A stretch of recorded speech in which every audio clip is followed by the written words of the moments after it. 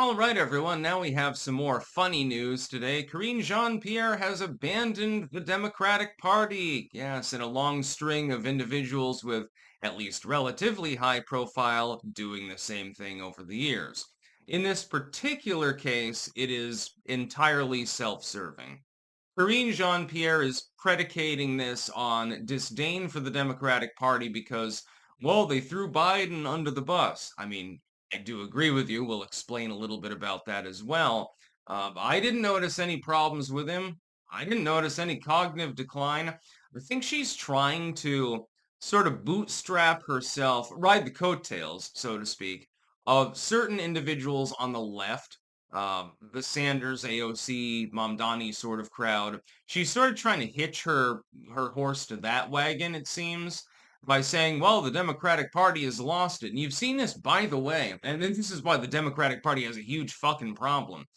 You see both the left and the Union Dems and elements of the more maybe pragmatic neoliberals all castigating the party itself. It's become fashionable.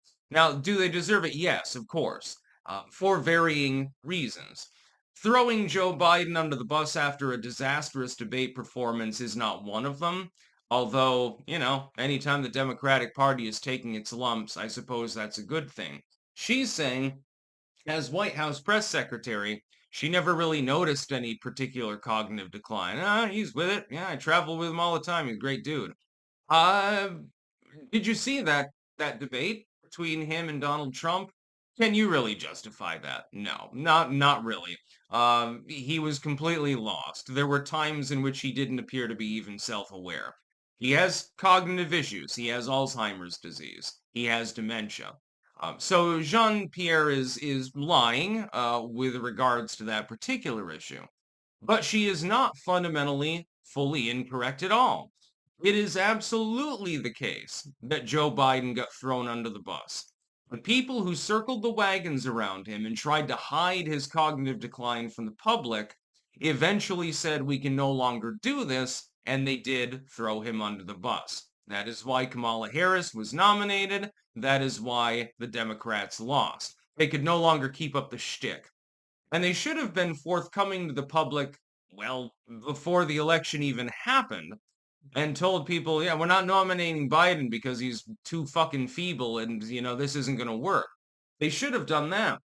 It wouldn't have produced any better an outcome in the end because, whatever other Democrat possibly won at the time would have wrecked the economy as well. It's just they would have done it with a little bit more finesse, a little bit more mental self-awareness. So Karine Jean-Pierre is literally just doing this to tout her book, but it's still absolutely hilarious. The Democrats right now are all stabbing each other in the back. I mean, they say no Kangs and stuff like that. Okay, this is like if Julius Caesar shows up in the Senate, but all the senators start stabbing each other instead. That's basically the Democratic Party, according to their own summation of the political situation. They're wrong, but yeah, we'll humor them just for the sake of humor, I suppose. Pierre leaving the Democratic Party is actually meaningful. And how long is it going to be, by the way? Since they did this to RFK Jr. and Tulsi Gabbard as well as others. How long is it going to be until they call her a Russian asset or something like that? They probably won't dare to because she's a black female and I also believe is also a lesbian. So they probably won't. They won't criticize her quite as much as the old white dude or something like that. It's a habit for the Democratic Party. It's a lot of id poll injected into it. You may have noticed. They tell you about it every single day, so you probably did. It's self-serving, but it's also funny as fuck. And it is also, I mean, it is justified. Let's say that she simply liked Joe Biden. She liked working for him. She had no problem with him, really didn't see any problem with the situation. I can understand after Kamala effectively staged a palace coup, and after the rest of the Democratic Party very, very quickly confided in Biden, hey, we really don't want you to run. Please step aside. I think that he realized he was effectively being ushered out. They didn't believe he could win, and I think that was one of the primary concerns. And I don't think they wanted him to win is the other concern. By the way, there is a better than 50-50 chance that Joe Biden, had he gotten a second term, would die in office. He is old, he is feeble, he is suffering from advanced dementia. At some point, you're gonna die. I'm sorry, but dementia is effectively a death sentence, and not a pleasant one, by the way. I wouldn't even wish it on Joe Biden, despite all of the high crimes and misdemeanors that he actually committed. Uh, Kamala somehow is even more mentally depraved. But I mean, technically, she's not wrong. Now, is she? Karine Jean-Pierre? Technically, she's correct. That is what the Democrats did. Pelosi apparently took Biden aside after his debate performance, like, this isn't going to work. Schumer was involved as well. Well, I'm not sure that this is a good idea. And a bunch of other Democrats got off board too.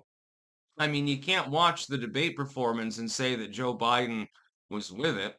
Can you imagine a second debate with Donald Trump? It would have been probably as big a disaster as the first one. We're just lucky we get to see one debate between the two of them. Hell, the debates these days, that gets screwed up all the time too. How many are we going to have? Is it going to be one? Is it going to be none? Is it the normal three with the vice presidential debate, of course? Maybe four. We're not even sure at this point. Used to be kind of sacrosanct the way that they lined it up. Main debate, president v. president candidate. Then you have a VP debate separately, and then you have one usually specifically on foreign policy. We never got that one. I mean, it was a shit show. The elections, the debates, and things like that. The broadcasting involved in it has fallen a fucking apart. It's like a car without wheels or something like that. Yeah, I'm spinning the engine. I wonder why I'm not going anywhere. Yeah, because you don't know what you're doing. So Pierre's departure is a huge slap in the face to the Democratic Party. It effectively is an indictment of the Democratic Party's interior workings. As White House press secretary, working very closely with not just Biden, but everyone else in the administration, she would be acutely aware of the core intrigue and backstabbing that went on in the White House itself. And she's going Comey mode right now. You remember when James Comey, who, he's currently got his own issues, one solid he did to the United States people is he came out and said, yeah, Hillary broke the law, but we're not referring charges. He told you straight up, yes, she broke the law. Yes, she's guilty, but we're not going to do anything about it. And it was more than just a little bit of an insinuation, by the way, at the time. Actually, I respect him for having made that move. With Jean-Pierre, she's basically doing the same thing. She's saying, yeah, the Democratic Party are a bunch of backstabbing goddamn traitors.